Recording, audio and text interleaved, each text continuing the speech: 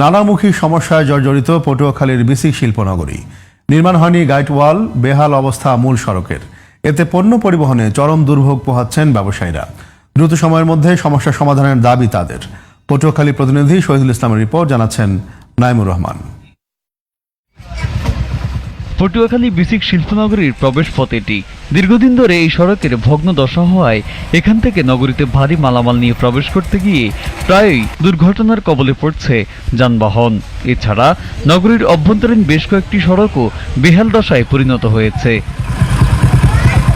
1982 সালে শহরের মাঝগ্রাম এলাকায় 15.5 একর জমির উপর বিসিক শিল্পনগরী প্রতিষ্ঠা পেলেও এখনও শিল্পনগরী ঘিরে নির্মাণ করা হয়নি কোনো জেটি, যার ফলে নদীপথে পণ্য পরিবহন করতে পারছেন না ব্যবসায়ীরা।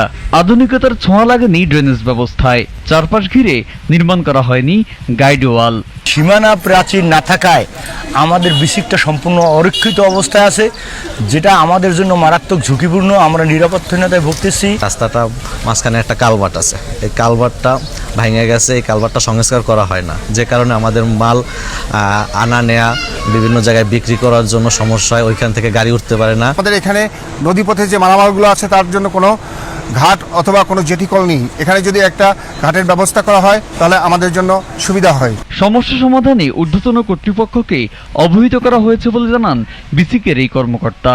আমাদের শিল্পনগরীতে পণ্য লোড আনলোড করার জন্য নদীর একটা জেটি ঘাট হওয়ার একটা প্রস্তাবনা ছিল, আমরা প্রস্তাবনা দিয়েছিলাম, সেটা এখনো প্রক্রিয়াধীন রয়েছে। আমাদের শিল্পনগরীর প্রবেশ পথে একটি রাস্তায় মানে ভাঙন থাকার কারণে মূলত ওটা আমাদের শিল্পনগরীর সীমানার বাইরে পৌরসভার সাথে এবং এলজিডির সাথে কানেক্টেড। আমরা তাদের সাথে কথা বলেছি, তারা অতি শীঘ্রই ওটা সমাধান করে আমাদের রাস্তাটা ঠিক করে দিবেন।